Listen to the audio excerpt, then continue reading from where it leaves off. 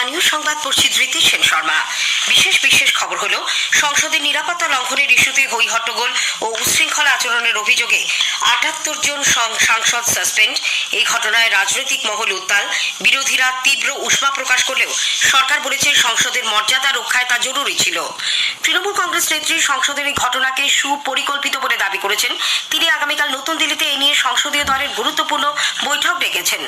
রাজনৈতিক প্রতিহিংসার কারণেই রাজ্যে কেন্দ্রীয় সরকারের কমন সার্ভিস সেন্টার বন্ধ করে দেওয়া হয়েছে বলে বিজেপির অভিযোগ।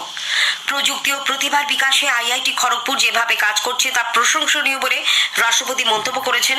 প্রাথমিক নিয়োগ প্রক্রিয়ার প্যানেল প্রকাশ নিয়ে কলকাতা হাইকোর্টের সিঙ্গল বেঞ্চের নির্দেশকে চ্যালেঞ্জ করে ডিভিশন বেঞ্চের দ্বারস্থ প্রাথমিক শিক্ষা পর্ষদ।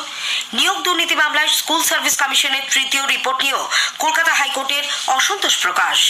আসছি বিস্তারিত খবরে। সংসদে নিরাপত্তা লঙ্ঘনের ইস্যুতে হই হট্টগোল ও উচ্ছৃঙ্খল আচরণের অভিযোগে ৭৮ জন সাংসদকে সাসপেন্ড করা হয়েছে। এর মধ্যে আছেন লোকসভার ৩৩ এবং রাজ্যসভার ৪৫ জন সদস্য। এর মধ্যে লোকসভার ৩০ এবং রাজ্যসভার ৩৪ জন সাংসদ শীতকালীন অধিবেশনের বাকি সময়ের জন্য সাসপেন্ড হয়েছেন।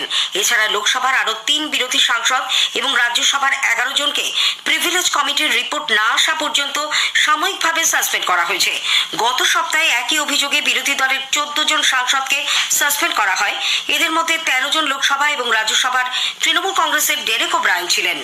লোকসভার সাসপেন্ড হওয়া সদস্যদের মধ্যে আছেন কংগ্রেসের অধীর চৌধুরী ও গৌরব গগৈ, তৃণমূল কংগ্রেসের কল্যাণ ব্যানার্জি ও সৌগত রায়, ডিএমকে টি.আর. বালু, এ রাজা, দয়ানিধি মারান প্রমুখ। উল্লেখ্য, নিরাপত্তা লঙ্ঘনের ইস্যুতে আজ সকাল থেকেই সংসদের উভয় পক্ষ ছিল সরগরম। দফায় দফায় কাজকর্ম ব্যাহত হয়। লোকসভার চতুর্থবার মুলতবির পর বেলা ৩টে নাগাদ অধিবেশন আবার বসলে প্রিজাইডিং অফিসার বিক্ষোভকারী সদস্যদের আচরণের তীব্র নিন্দা করে বলেন, অধ্যক্ষ ওম বিড়লা বারংবার আবেদন জানানো সত্ত্বেও বিরোধী সদস্যরা তাতে কর্ণপাত না করে হই হট্টগোল চালিয়ে গেছেন। সংসদ বিষয়ক মন্ত্রী প্রহ্লাদ যোশী তখন বিক্ষোভরত সাংসদদের সাসপেন্ড করার জন্য দুটি প্রস্তাব উত্থাপন করেন।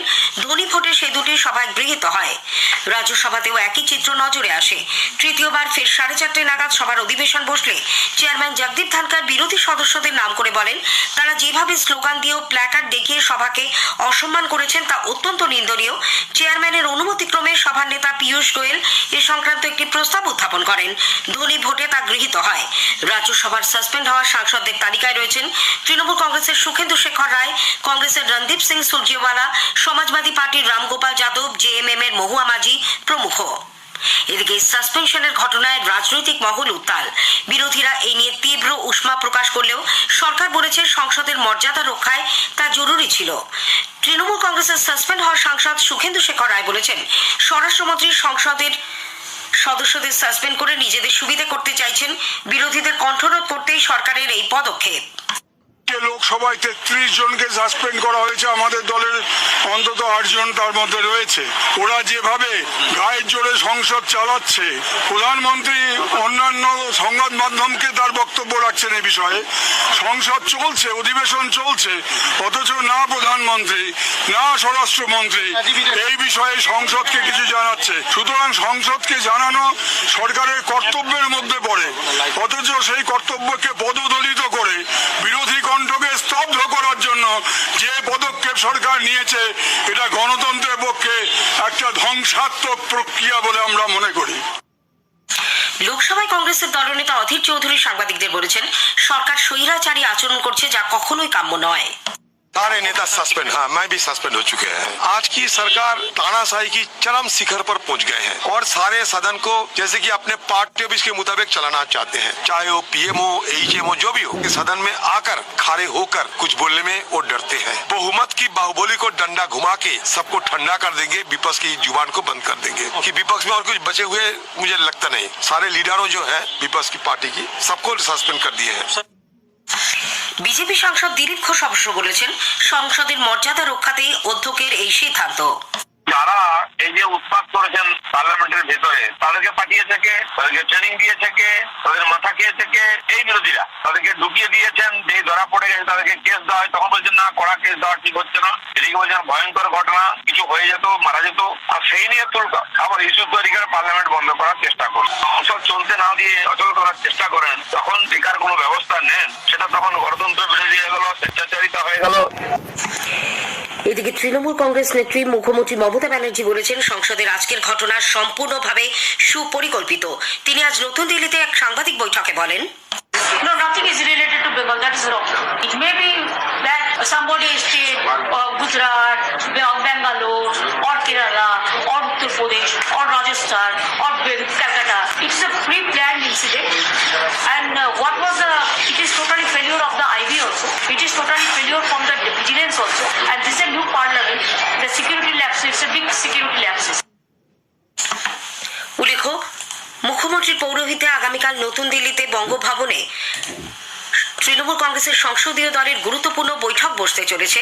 ওই বৈঠকে দলের সব সাংসদদের উপস্থিত থাকার নির্দেশ দেওয়া হয়েছে।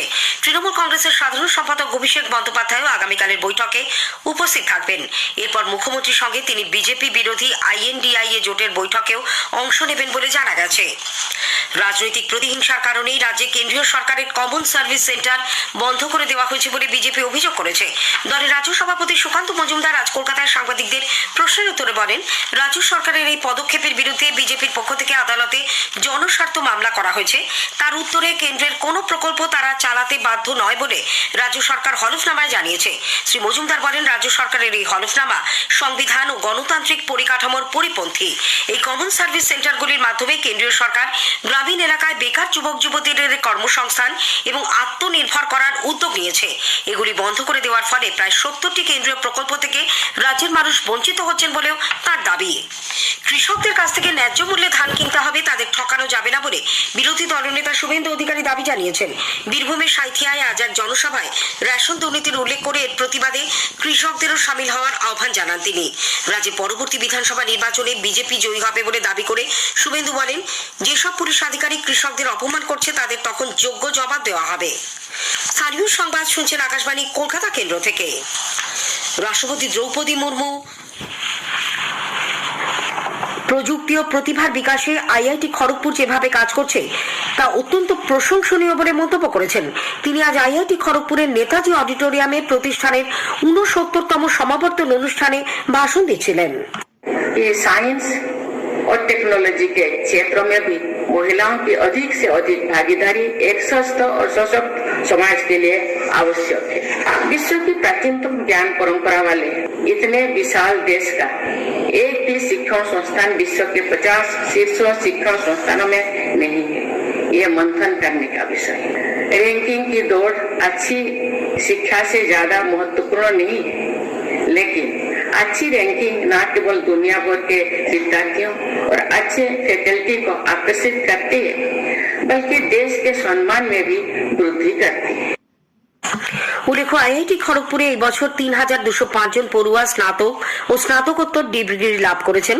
এদের মধ্যে 21% ছাত্রী। 8 জন বিশিষ্ট ব্যক্তিকে অনুষ্ঠানে লাইফ টাইম অ্যাচিভমেন্ট অ্যাওয়ার্ডও প্রদান করা হয়। রাজ্যপাল CV আনন্দ বোস আজকের অনুষ্ঠানে উপস্থিত ছিলেন না। প্রাথমিক নিয়োগ প্রক্রিয়ায় প্যানেল প্রকাশ নিয়ে কলকাতা হাইকোর্টের সিঙ্গল বেঞ্চের নির্দেশকে চ্যালেঞ্জ করে ডিভিশন বেঞ্চের দ্বারস্থ হয়েছে প্রাথমিক শিক্ষা পর্ষদ। জেলা ভিত্তিক নিয়োগের প্যানেল আদালতে পেশ করার জন্য প্রাথমিক শিক্ষা পর্ষদকে নির্দেশ দিয়েছিলেন বিচারপতি অমৃতা সিনহা। এই নিয়ে পর্ষদের তরফে আদালতে জানানো হয়েছিল, নিয়ম মেনে জনসমক্ষে প্যানেল প্রকাশের নিয়ম নেই। প্যানেল প্রকাশ না করে পর্ষদ কাউকে আড়াল করতে চাইছে কিনা তা নিয়ে প্রশ্ন তুলেছেন বিচারপতি সিনহা। এবার প্যানেল প্রকাশের ওই নির্দেশকে চ্যালেঞ্জ জানিয়ে বিচারপতি সৌমেন সেন এবং বিচারপতি উদয় কুমারের ডিভিশন বেঞ্চে মামলা করেছে প্রাথমিক শিক্ষা পর্ষদ। আগামী সপ্তাহে মামলা শুনানি হওয়ার সম্ভাবনা। এদিকে নিয়োগ দুর্নীতি মামলায় স্কুল সার্ভিস কমিশনের দেওয়া তৃতীয় রিপোর্ট নিয়েও অসন্তোষ প্রকাশ করেছে কলকাতা হাইকোর্টের ডিভিশন বেঞ্চ। বিচারপতি দেবাংশু বসাক এবং বিচারপতি মোহাম্মদ শাব্বার রশিদির ডিভিশন বেঞ্চ আজ তাদের পর্যবেক্ষণে জানিয়েছে, স্কুল সার্ভিস কমিশন অনেক কিছু লুকোনোর চেষ্টা করছে। গ্রুপ সি, গ্রুপ ডি এবং নবম দশমে নিয়োগ অনিয়ম নিয়ে কমিশনকে রিপোর্ট দিতে বলেছিল সুপ্রিম কোর্টের নির্দেশে গঠিত হাইকোর্টের এই বিশেষ ডিভিশন বেঞ্চ। আজ SSC জানায়, CBI তদন্তের ভিত্তিতে এবং হাইকোর্টের নির্দেশে নবম দশমে 952 জনের সুপারিশ পত্র বাতিল করা হয়েছে। কলকাতা হাইকোর্টের জলপাইগুড়ি সার্কিট বেঞ্চ শিলিগুড়ি পৌর নিগমের রেকর্ড রুম সিল করে CID তদন্তের নির্দেশ দিয়েছে। বিচারপতি অভিজিৎ গঙ্গোপাধ্যায়ের এজলাসে গত শনিবার এই সংক্রান্ত শুনানির সময় এই নির্দেশ দেওয়া হয়। সুরাটে বাংলা ও গুজরাটের মধ্যে 4 দিনের অনূর্ধ্ব-19 কোচবিহার ট্রফি ম্যাচ আজ অমীমাংসিতভাবে শেষ হয়েছে। খেলার সংক্ষিপ্ত ফলাফল, গুজরাট 148 ও 7 উইকেটে 365 ডিক্লেয়ার্ড, বাংলা 224 ও 9 উইকেটে 271। শেষ করার আগে স্থানীয় সংবাদের বিশেষ কিছু অংশ আরও একবার। সংসদে নিরাপত্তা লঙ্ঘনের ইস্যুতে হই হট্টগোল ও উচ্ছৃঙ্খল আচরণের অভিযোগে 78 জন সাংসদ সাসপেন্ড। এই ঘটনায় রাজনৈতিক মহল উত্তাল। স্থানীয় সংবাদ শেষ হলো।